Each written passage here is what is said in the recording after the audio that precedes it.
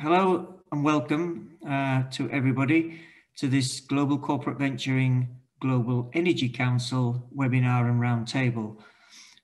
Focus today is on carbon capture and storage and utilisation and also on hydrogen, but the discussion will be much broader than that, particularly in the second session. I'm Paul Morris, President of the Global Energy Council. We'll be hearing from James Morrison, who is the editor-in-chief and founder of Global Corporate Venturing, a little later today.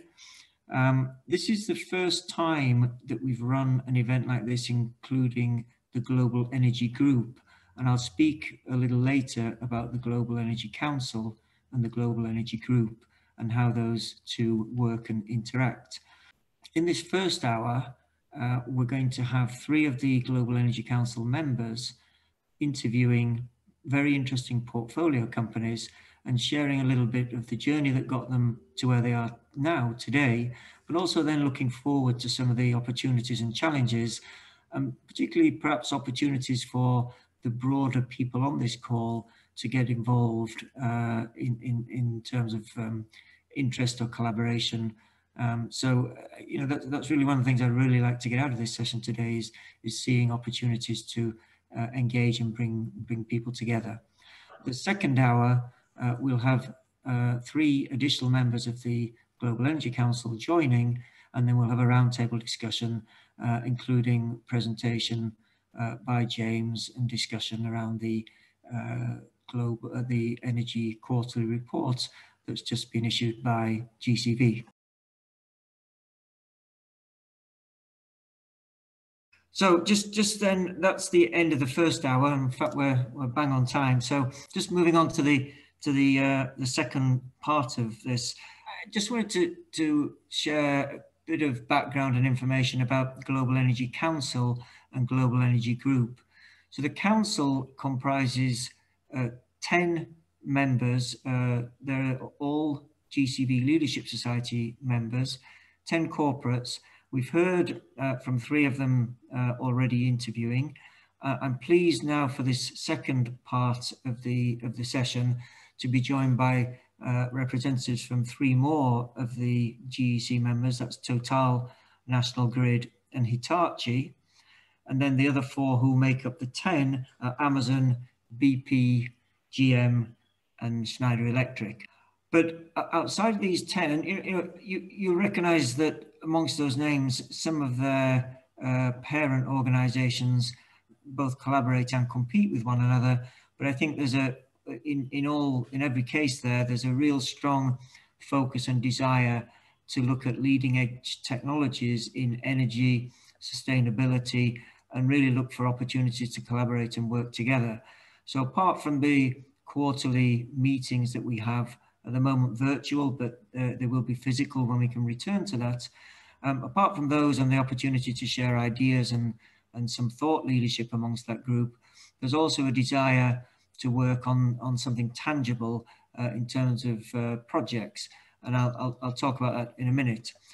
In terms of the Global Energy Group, this is a looser association of organizations that both VCs and corporate VCs that have interest in energy, where there may be interest to understand some of the thought leadership that comes from the Global Energy Council, to connect with one another and connect with the council members, to even share opportunities, investment opportunities, and potentially syndicate on deals, to access other reports and information and activities that GCV is running under the broad energy umbrella.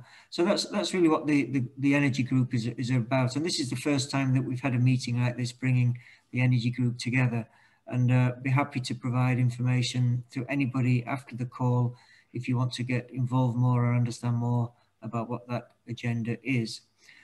On just going back to the Energy Council, and I mentioned the working together on projects and joint areas of interest.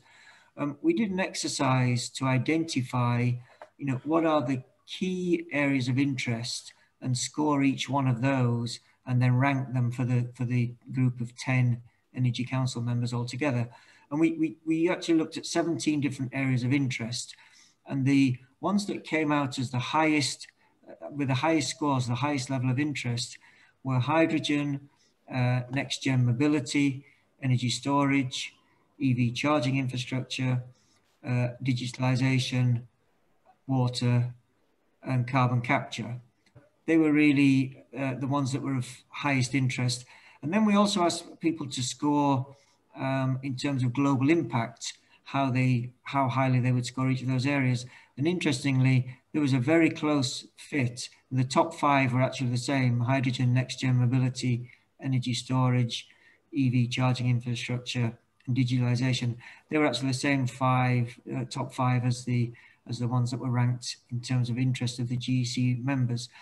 So the next stage then was to identify, and this is a process that's ongoing, projects where different members of the Energy Council would collaborate together to develop projects that would be very forward-looking, that would generate value for their organizations, but would also give something that's that is communicable externally in terms of some of the leading efforts that the council is making. And those projects are being developed around the top 4, really: next-gen mobility, energy storage, digitalization, and hydrogen. Of course, hydrogen very relevant to our discussions today. So again, for those of you interested to be more involved and understand more about the forward-looking things on the in terms of the Global Energy Group, be very happy to hear from you after the event. And we will send an email to everybody after this session, and you'll have my contact details, so please do get in contact. In terms of physical events, I think probably I'm not the only one that feels a bit Zoom fatigued from time to time. We are very much looking forward to running physical events as GCV, hopefully in the US at the end of September, and then in early November in the UK and Japan. And if and we believe they hopefully will go ahead, I am looking to organise physical get-togethers of the broader Global Energy Group to allow people to get together, because it's really about networking and bringing people together. So that's the longer term plan in terms of the Energy Group and the Energy Council.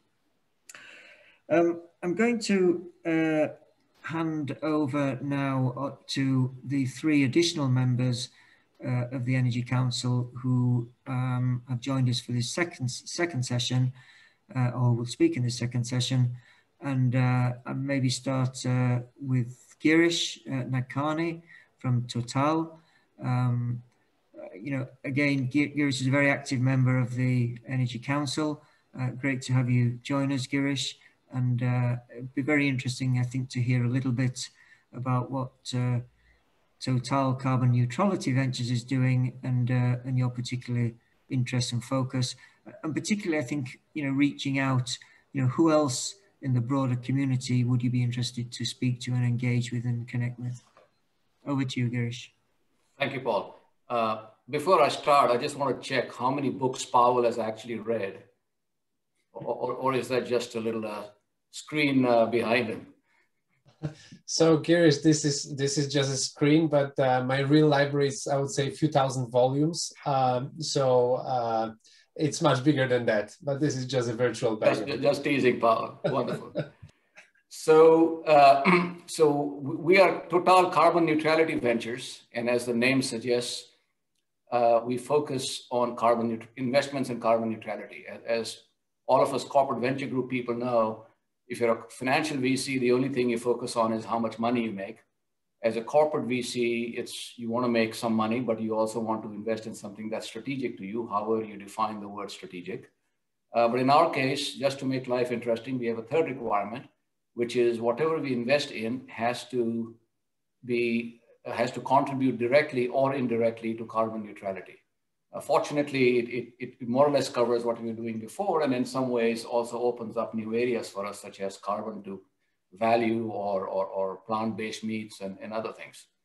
But the topic at hand is carbon capture and hydrogen. As a energy company, we kind of used to be an oil and gas company. Now we like to call ourselves a broad energy company because now we're one of the largest renewable providers, etc. is we actually function as developers in this space. We don't have proprietary technology in CCUS. We don't have proprietary technology in hydrogen. So we sort of come at this sector as an investor in a slightly different way. First and foremost, because we are a developer, we need to be technology agnostic. We can't sort of invest in something which we, you know, when we find that our business is actually using a competitive technology. And the second reason is, when I came on board at Total about 4 years ago, and some of you may know I started and ran ABB Technology Ventures prior to that, our senior management was tired of just investing and not seeing anything come back, because the initial investments were mostly in the areas of biofuels and other things. So there was a lot of pressure on me to say, listen, we want some returns. So I'm focusing in areas which are either more mature and which don't have a long development cycle. So for example, a company which, and so what I do is I try to get my exposure to carbon capture from our investment in OGCI. Now we are an investor in Solidia, but a company like Svante, which some of you may be familiar with, which is one of the best technologies out there in terms of adsorption technology. We have worked with them, we have projects with them, but we invest through OGCI. That's how we get our projects. And in the area of hydrogen, as some of you may also know, I am working right now jointly with Air Liquide to raise a 2 billion euro fund to invest in the hydrogen ecosystem, to sort of kickstart the hydrogen ecosystem. We think the time is ready, where all the players are eager to start, and we just want to light the match to have it going. So long story short, we do have some investments in carbon and hydrogen. In fact, 2 of our hydrogen investments have done spectacularly well in terms of returns. And if I may be allowed a little bragging rights, so I have to say, you know, 5 of our investments have been acquired by SPACs, and another 5 are currently in conversations. And we are on track this year or next year to return 3 or 4x our fund. Now, some of that is just because I'm brilliant. The other part of this is the SPACs. So, sort of every day I wake up and pray to the SPAC gods and say, thank you, thank you. But again, I don't want to take up more time, but we approach it in a much more strategic way, from developments, from funds, etc. And happy to answer any questions now or later. That's great. Thanks, Girish. We'll come back. We'll have a broader discussion and Q&A later. But before we go, I think, onto National Grid and Hitachi, I'd like to invite James Morrison to share some comments on the quarterly report, the energy quarterly report from GCV. I don't think Jim needs much introduction for most of you. He's the editor-in-chief and founder of GCV. So, Jim, it's very unusual to be on a call with you and have gone an hour without hearing you speak. So now's your chance. Well, thanks very much for that, Paul. It's been a fascinating afternoon listening to some amazing startups and obviously the corporate backers as well. It really feels like that how to capture and remove carbon dioxide and CO2 and methane is the challenge for our generation today. As a number of people have said, is Earth Day, so it felt appropriate to really get the optimism. It's not about trying to sort of shut down the economy and try and sort of look back to a dim and distant past. It's trying to use the technology and use the opportunities to make the world a better place. And it's been, from my point of view, exhilarating and exciting to hear from so many of the leaders about doing exactly that. As Paul mentions, we're delighted that Paul was president of the Global Energy Council and sort of helping generate and develop the Global Energy Group. Each quarter through Global Corporate Venturing, which is obviously a wider sort of association and organisation pulling together more than 4,000 corporates from around the world. Our sort of London and US and Tokyo and Sao Paulo events around the world. Generally, when we were doing them live, we'd aggregate about $10 trillion in aggregate annual revenues from those who attended. Obviously, in the past year, we've been doing them as digital forums. That's coming up, the next one in late July, and then hopefully in the autumn or the fall, we'll be able to go back to live events. But the Global Energy Council is very much trying to take that large group of about 4,000 corporates and invest either directly in startups or indirectly as a limited partner in the VC funds, which then go on to take the stakes.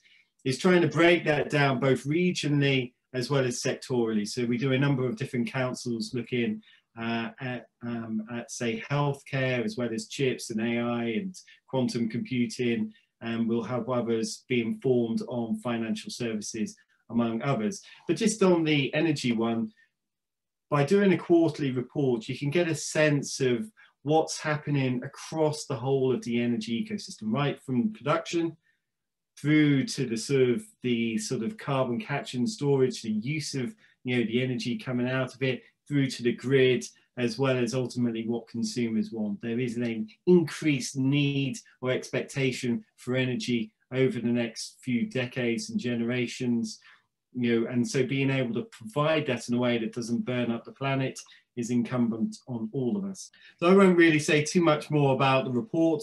We'll be able to send this courtesy copy to all the members of the Global Energy Group who are attending this call.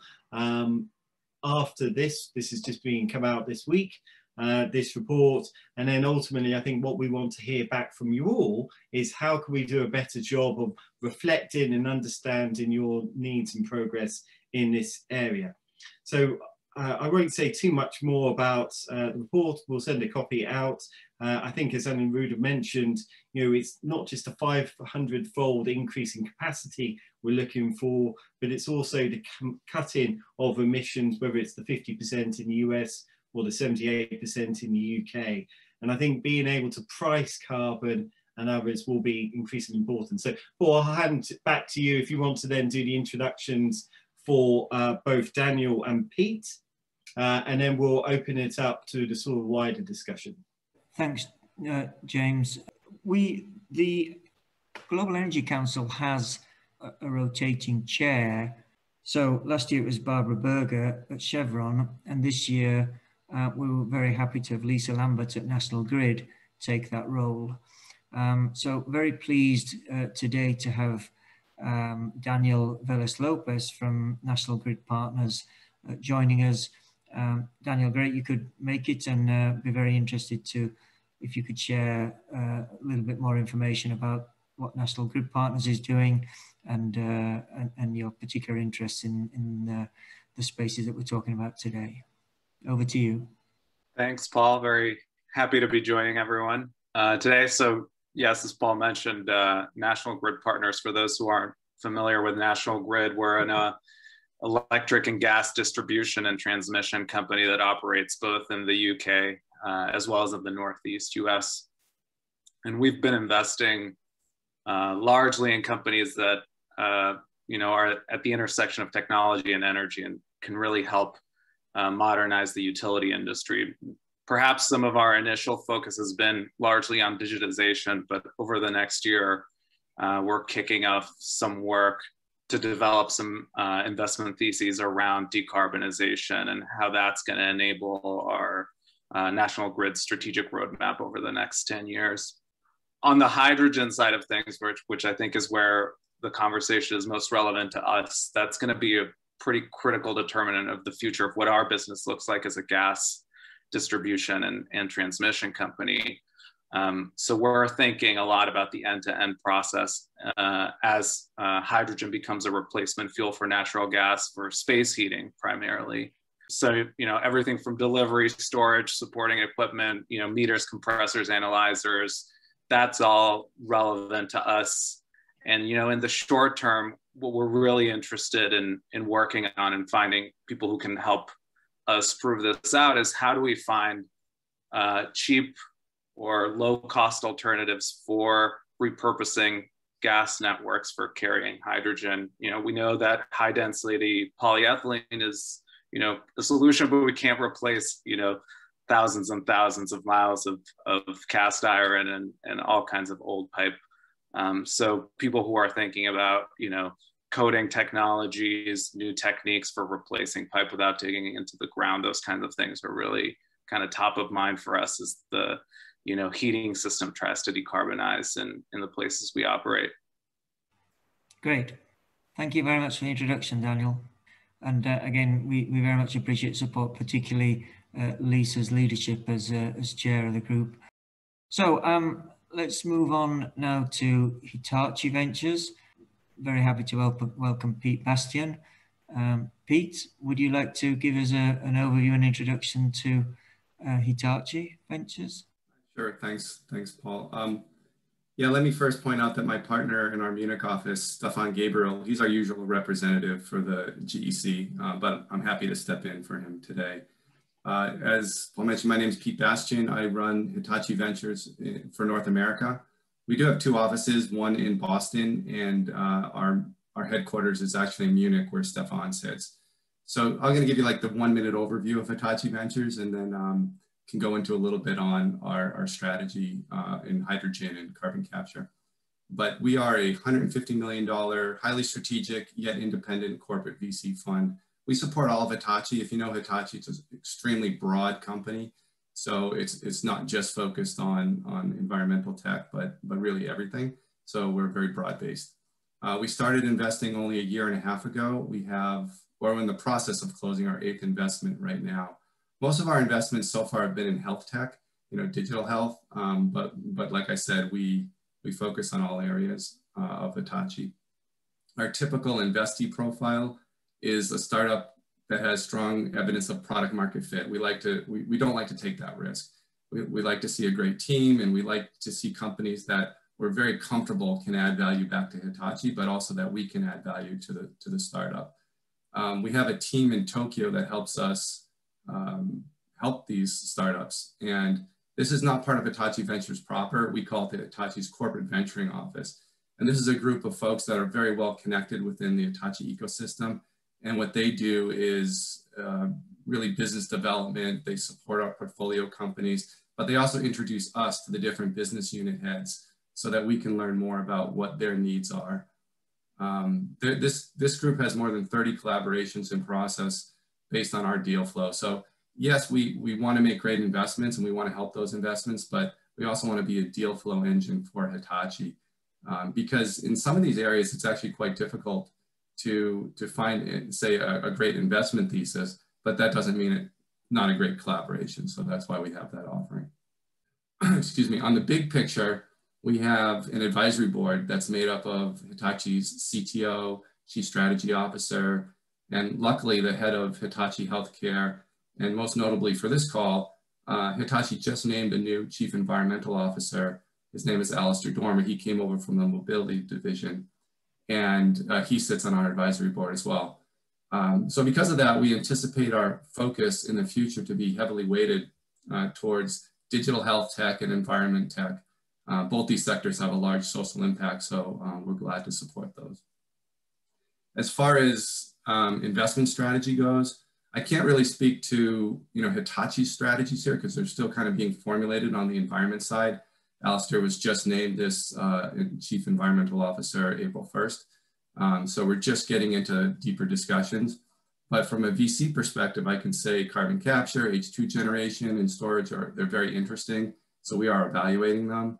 One of the things I think that gets me a little nervous in this space is how much, or I should say, does a startup control its own destiny?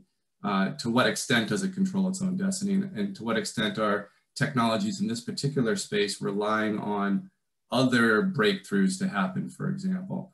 I think we've heard from some companies today that are doing a great job kind of controlling their destinies. So it's good to hear. And we'd like to find similar companies. I should mention that Hitachi completed its acquisition of ABB Power Grids last year. So I think this will be an area that is very interesting from a venture capital perspective as the complexity of renewables and EVs, the complexity that adds to the grid. So anything in those areas, we'd be welcome to talk with folks on this call.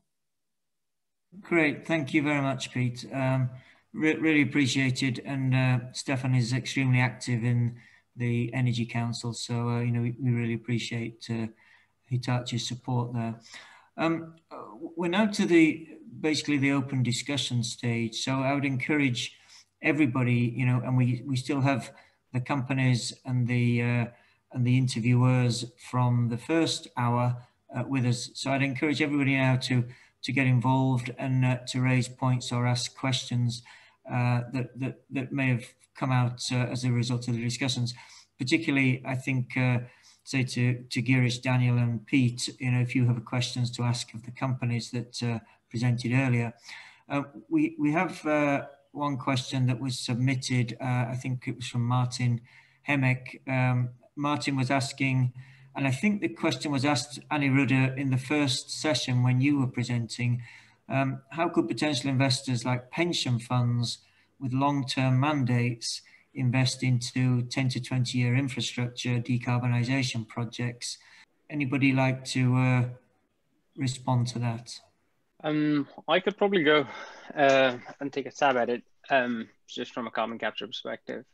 So, I mean, our company is focused on a couple of projects, and we have seen that more and more customers are asking us about projects where they can build, own, and operate along with us or in partnership with us. So, for example, the partnership with Marubeni, which we announced last year, wherein we are looking to go out and build these projects and operate them for a period of 15 years and 20 years. They're a great example. Yesterday, we announced a project in Sweden. CO2 will be captured, converted to fuel with an operating life of about 22 years. I think these are great examples where CO2 can be captured and utilized into one or the other product that people can then go and sell into the market. We're looking to sort of bring the concept out and de-risk the whole technology sitting behind carbon capture, utilization, and storage. I mean, I'm sure Girish could probably talk much more about what Total is doing, but with our investor Equinor, we've been trying to explore a similar model where CO2 could be captured from the industrial companies in, let's say, eastern side of the UK port and the western side of Europe, and could all be put on a ship and sent it for storage in Norway, the Northern Lights project. But I think Girish could probably talk about that. Well, the question was really around, I think, pension funds, right? I mean, it's one thing for us corporates to get involved because it is critical to our business, it's strategic, etc. Pensions have a different mandate. But if you see what's happening around today, I see the pension funds viewing this whole climate thing in a couple, three different ways. The first is there is increasingly pressure for the pension funds to sort of start perhaps de-investing in areas which are contributing to carbon generation, but more importantly, to stress test their portfolios and say which of their portfolio investments, whether in the public market or private market, etc., are highly susceptible to climate change. And you have, the various reporting requirements, whether the Mark Carney Commission or other things coming out, which is putting pressure on a lot of investment houses, including pension funds, to say, how should we report these financial risks that they have? Historically, they have not reported climate as a risk factor for them. And as well as sort of now re-evaluating what the potential long-term value of the asset they're holding is, because they are all, or some or many of them, are subject to climate risk. So that's from the pure investment perspective. Secondly, as we are finding out as we're raising money for the hydrogen fund, is they are starting to tiptoe into making investments, at least on the infrastructure side. They view that as a viable, fixed income opportunity for them, maybe even equity opportunity. Though initially, I would say, at least for the hydrogen fund, the interest has mostly been from pension funds from countries which have energy as an important part of their ecosystem. So it's the Middle East, it's Canada, it's Norway, things like that, because for them, energy and climate change has a strategic value from a larger societal perspective. The third and final way they could potentially enter into it is like how companies like Microsoft, Stripe, etc. are doing, which is to reach their net zero target, they have to invest in carbon offsets or invest in technologies, whether it's carbon capture through, point source or direct air capture, etc., where they can claim they have extracted a certain amount of carbon from the atmosphere, and therefore they claim credit for that against the carbon which they or their portfolio companies are emitting. So I would say they're not necessarily rushing into climate change today, but they're certainly becoming more and more sensitive and aware of carbon impact issues on their portfolio and on their investment strategy. Yeah, thanks, Girish. It's very insightful. But the other part of the question is, you know, and what returns might the pension funds make on such investments? I think that's probably a longer discussion and a harder question to answer. You know, pension funds have liabilities, and you know, basically they need to write checks every month to meet their obligations to their pensioners. So I think it's a very interesting area, and of course there are huge pools of capital there available if the packages that would be acceptable can be put together for pension funds to invest in. Yeah, maybe Paul, I can.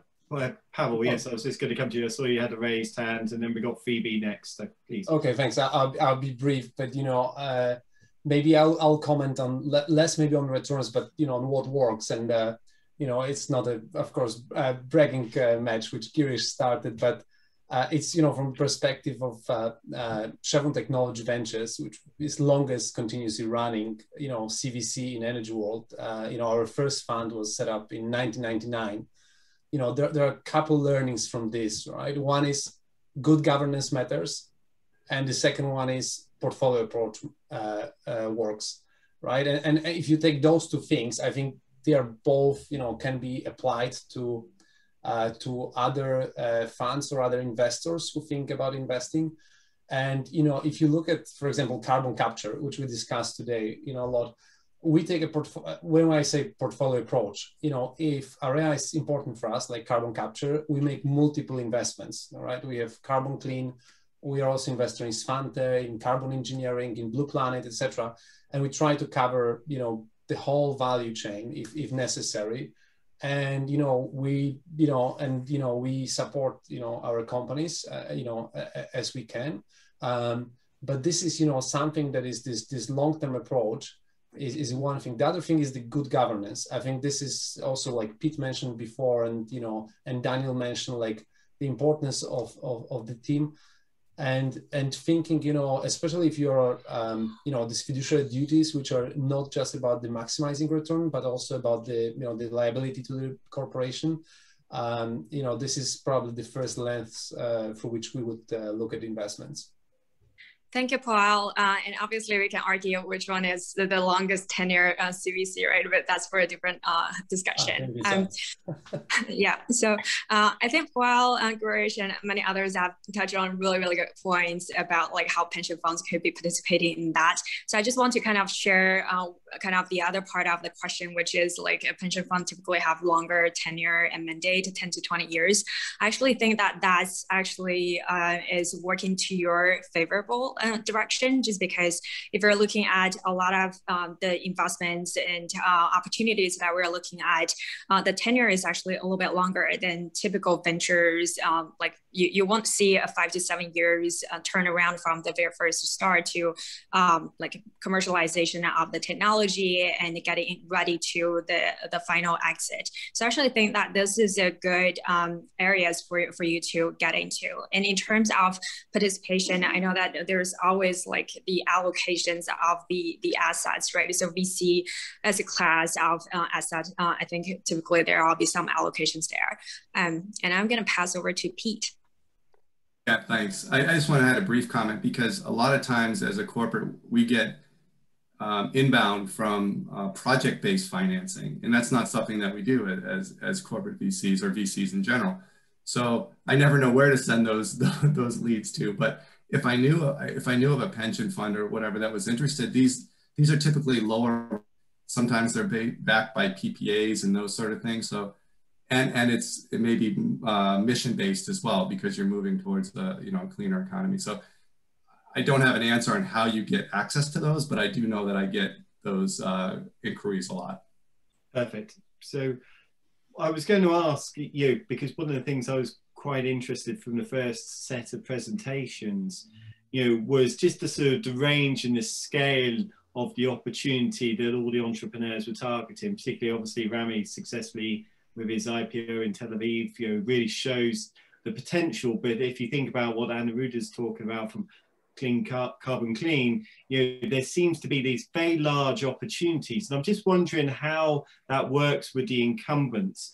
And so in particular, perhaps we could have a discussion about what the most effective tools when we think about carbon capture, utilization, and storage could be, you know, potentially around how a price could be set, and then what the tools that could be useful are. And then where do the entrepreneurs help? Are they going to be the equivalent of a Tesla and potentially very disruptive and very large, you know, within a certain part of the sector? Or are they going to be the sort of the equivalent of what I think National Grid, Daniel, was talking about, where they're looking for a specific technology to help in a transition, you know, perhaps coating the pipes, which is a very sort of large use case and a large value, but it's very much a part of an overall solution. So I'm just interested, and very happy if someone wants to start on that, perhaps around what the most useful tools around the CCUS would be.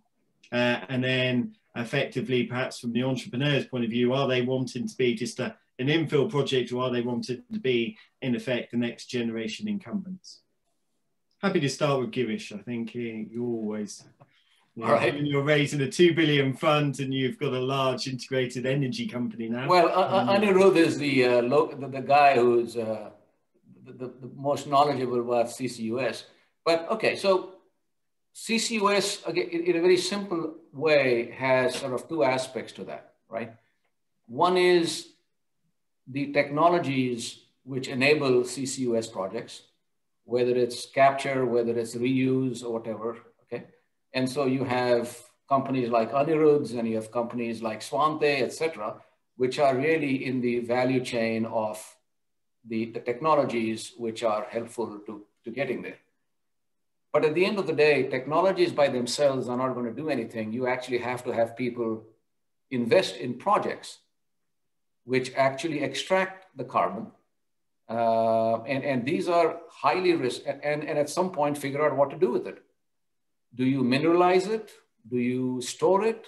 Do you, there is some, do you use it in enhanced oil recovery, et cetera, et cetera? And again, it depends upon where the oxygen is being sourced from, how easily can it be transported, what the geology is around the areas you are out there.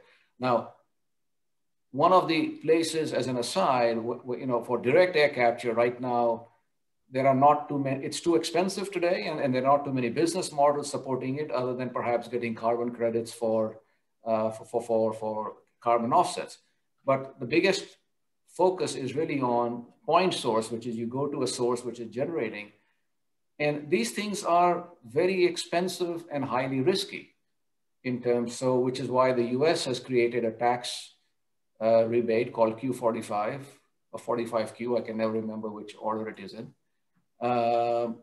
And you have, and one of the mandates of OGCI Climate Fund is precisely to invest in early stage CCUS projects to de-risk them. The whole purpose of creating OGCI was to go where there has been market failure, or where the projects are too risky or too expensive for any one of us oil and gas companies.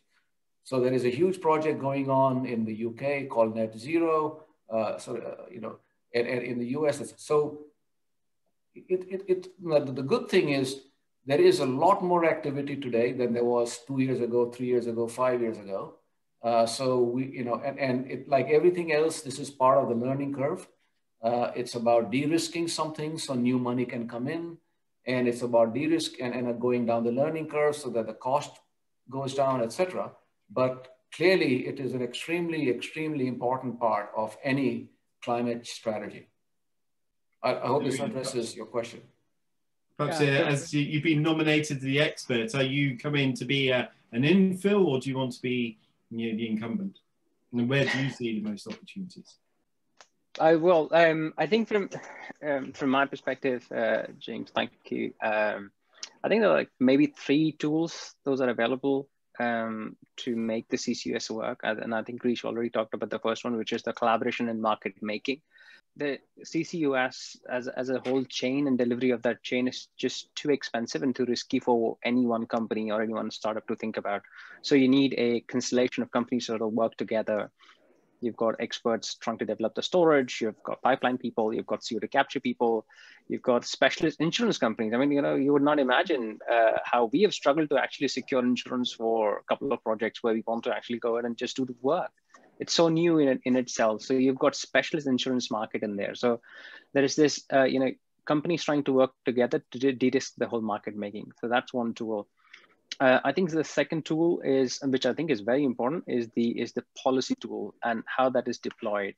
Because there is just so much money in the world. It's limited. It's not infinite out there.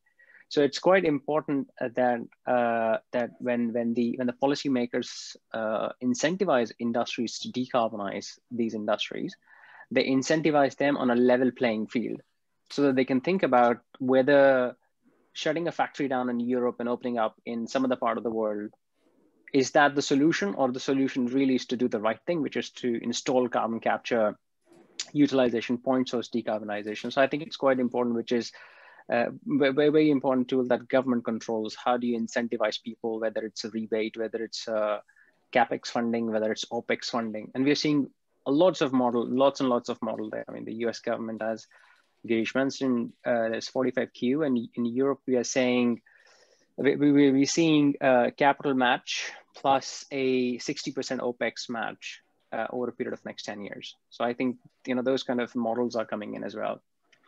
And I think that the third one is going to be, which I mentioned during my presentation as well, and my talk with Powell as well, is going to be the ramp up. I mean, who's going to support this ramp up? We just cannot afford, bespoke equipments being produced for next 5 years or 7 years. So we do need to sort of standardize this across industries, and then just ramp up the production of standard units, so that you can bring the cost down quite significantly. And that's going to need a lot of conversations within the industries. What is a standard? How decarbonized do you want the refineries to be? How decarbonized do you want cement plants to be?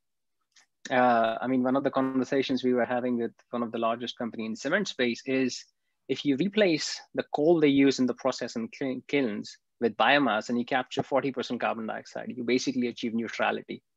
So very interesting thoughts like those coming in. And I think it's those kind of mixtures, fuel switching, bringing hydrogen, and building carbon capture, can basically help you achieve the most optimum result. So I think it's those kind of levers, and how they are pulled together, they're going to bring down the cost of carbon capture and help us scale up. Daniel, I think you've got your hand up. I think for both carbon capture and hydrogen, this is all about energy systems, right? So kind of to echo Pete's point, there's upstream dependencies and downstream dependencies to the growth of any of these applications. And I think, as incumbents, we're sort of going to have a big role to play. Some of us, have a lot of, large balance sheets that can help capitalize some of these projects. Some of us have the asset deployment experience, the project development experience, as Girish was describing. I think some of us actually have monopolies and direct relationships with customers that are going to, make it easier for some of these technologies to grow. So I think there's going to be some clear collaboration opportunities between the startups that are, trying to enter this space, but the incumbents that kind of play that linking function, at least, the utility, which is a network linking endpoints and source points to enable that, the growth and deployment of these technologies. Super helpful.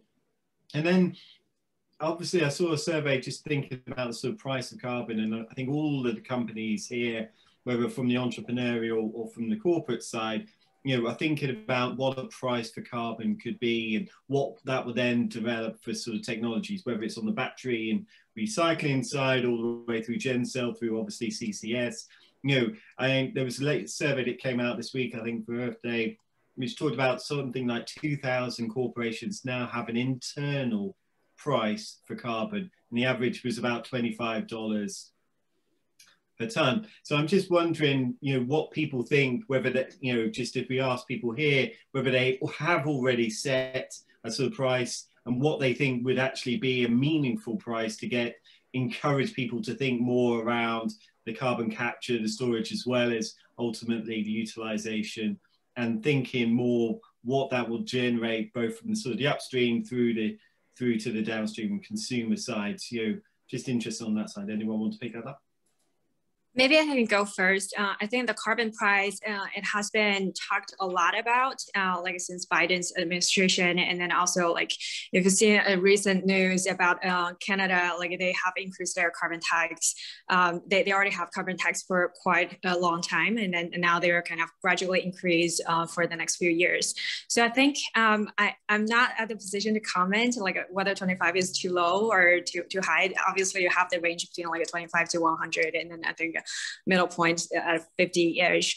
But I want to talk more about like how actually utilizing the carbon tax, right, from what we have seen in the recent news in Canada. So basically, I think for their government, they have like this carbon tax like imposed to consumers through like whether you're getting like at the pump or buying products that has like a high carbon intensity that you're actually paying upfront. But if you have a good like carbon footprint, you're actually getting that tax rebate at the end. And then for small businesses and for large corporations, it's kind of working the similar way. But for the government who actually get or for the agency who actually get the funding, it goes back to the ecosystem. And basically, they would have like millions or billions of dollars to apply into like grants given towards the startups in the ecosystem, which is working on CCUS or hydrogen or any technology that would reduce the carbon footprint. So I think that's that's been like approved a relatively workable solution in Canada, but obviously this needs to be a global solution, right? We see many countries are moving towards that direction, and that really kind of push everyone thinking about how we price our products, and how, especially most of the folks in the roundtable here and also like in audience are working in global companies. So I definitely think this is a very interesting topic and worth a lot of discussion and work on. Okay, thanks, Phoebe. Yeah, I think they're talking about the Canadian going from something like $35 to $125 over next by 2030 or something like that. So, you know, they're really trying to sort of shift that needle. So any other thoughts on sort of the pricing piece and whether that will then sort of cause the others? Daniel again, I think. Yeah. James, if I might add to that, you know, I guess it's not so much on the pricing of carbon piece, but one of the things I think would drive the importance of it is really an awareness with the public about some everyday decisions that they make in their purchasing. One of the things that has happened recently with some recent EU legislation is really to start to put carbon declarations on top of batteries. And so batteries, as you may know, are very carbon intensive to make and to manufacture. And so it's going to be now mandated that new batteries put into the market are going to have carbon declarations. Consumers are going to actually be able to see how much, what's the footprint of battery A versus battery B. And that's going to drive a certain demand in the market. People are going to care about this, and the more that they know about it, it's going to drive things in the industry and market. So I think that's a big key driver moving forward. Totally. Thanks, Mike. Appreciate it. Daniel, I think you've got your hand up. Yeah, was just kind of going to follow up on Phoebe's comment and say, you know, one of the important things here is, you know, policy certainty around the time path of that carbon price, because, you know, most of these investments are 20, 30-year long-lived assets, right? So having some certainty about what those returns look like 20 years from now is going to be really important to what kinds of projects are being deployed today. And so if that's a path where we're going to have a steep increase at some point, that's going to drive very different behavior than if we have, you know, a constant price. It's going to be the same over a long period of time. Yeah, that's a really great point, actually, on that side. There's a great book, actually, I've been reading, sort of 100 maps to survive the next 100 years. But one of them is, like, they ask a group of people, you know, what could you do to reduce your sort of, in effect, your carbon footprint? And the number one thing to have the most impact is have one fewer child. So I think there might be unfortunate consequences if people take that too far, but you can certainly see that there is an impact on that. And most people don't really think about the impact of where their carbon footprint comes, whether it's from sort of taking the extra flight or, you know, or sort of, you know, just their sort of consumer waste or whatever it might be. So I think there's some good points on that side. Anyone else on the sorts of piece? I think, Pete, you've got your hand up as well.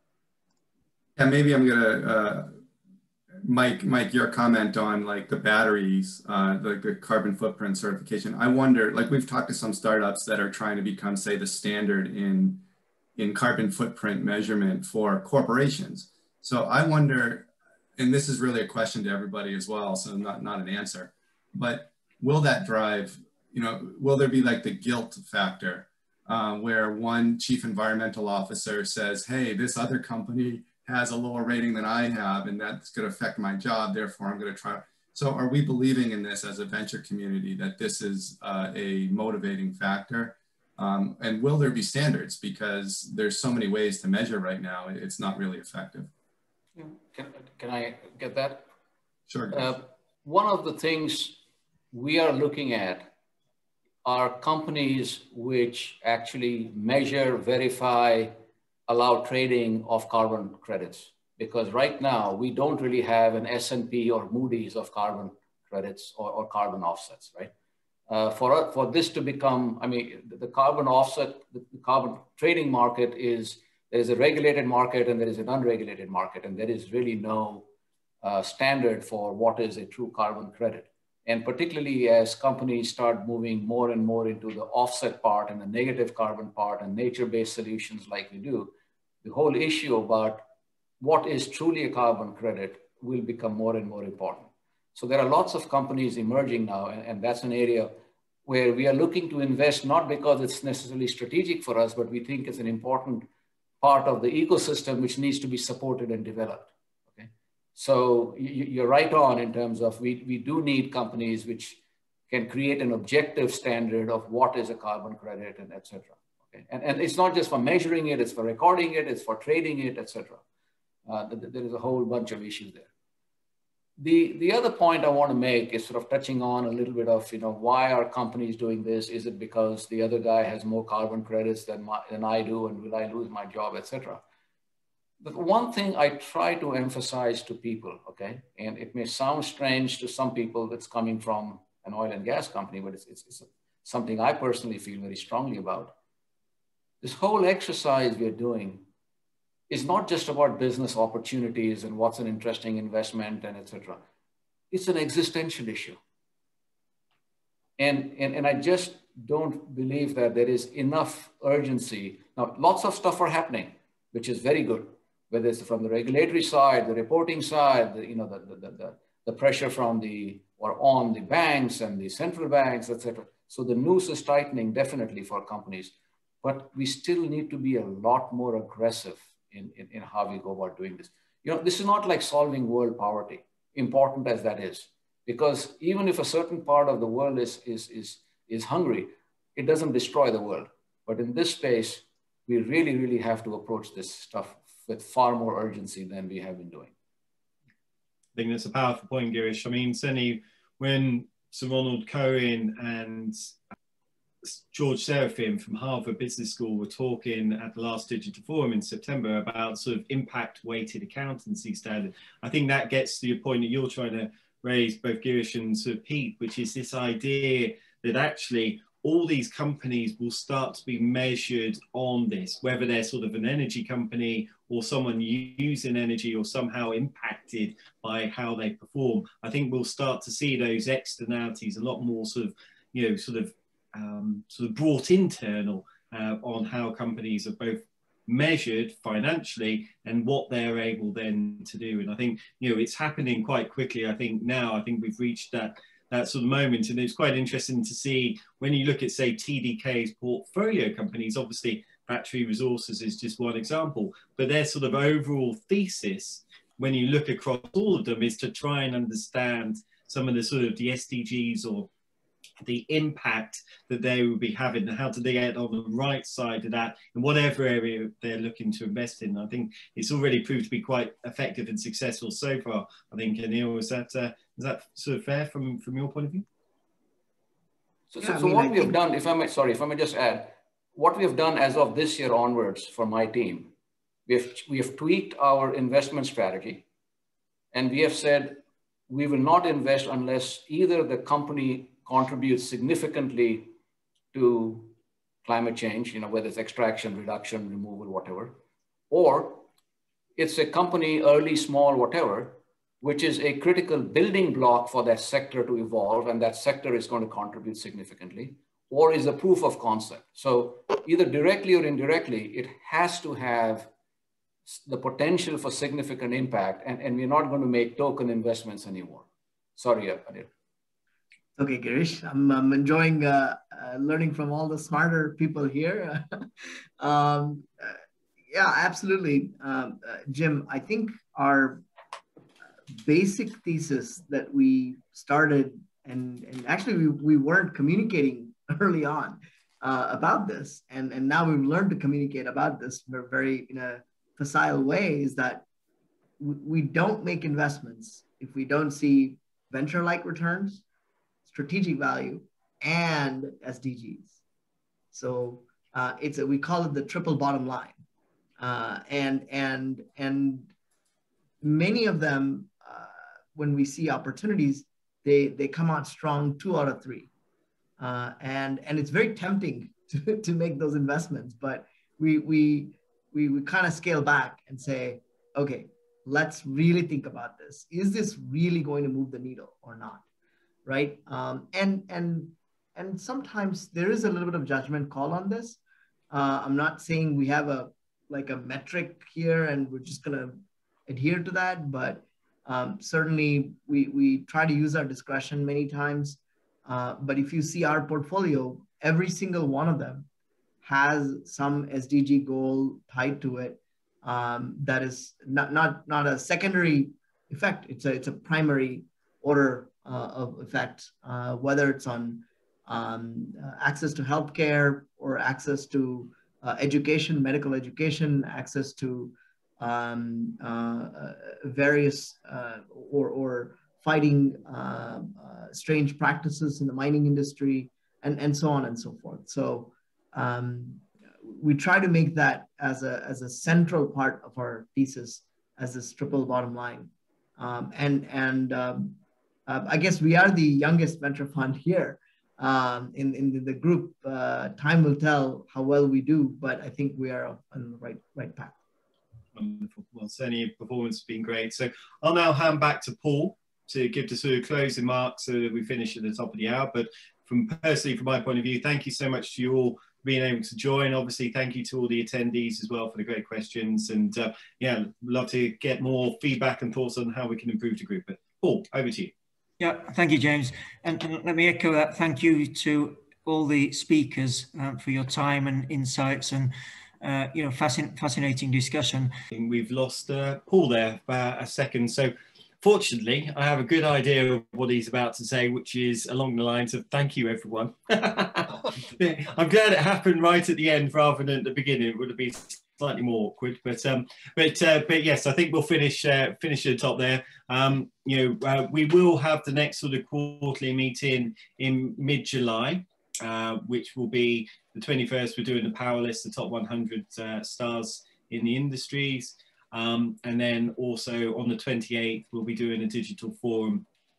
Before that, we're running a series of GCV Institutes. So that's the professional development. The first couple have been sold out so far this year in terms of the Essentials for Enterprise, as well as the Corporate Venturing 101 course and the Landing Value. But from our point of view, what we're trying to do is very much bring together the groups, the communities, both regionally and sectorally, and help the professional development, the people coming in, and that effectively, hopefully improve the efficient allocation of capital to the entrepreneurs who can most use it. And so that is Remy, obviously sort of, we've seen from Katya, who's had to leave, Mike, thank you very much, and Aniruddha. And I will leave you on a visual metaphor, which is my lockdown task when I got a bit bored when they closed down was to grow a sort of an oak tree. So out of small acorns can come mighty oaks. I think Aniruddha, Mike, and Katya as well as Rami, you all epitomise what can be achieved. So thank you for joining and enjoy the rest of your day. Thanks, James. Thank you so much, Mike. Thanks, everyone. Thank you, everyone. Thank you, everyone. Bye. Thank you. Bye.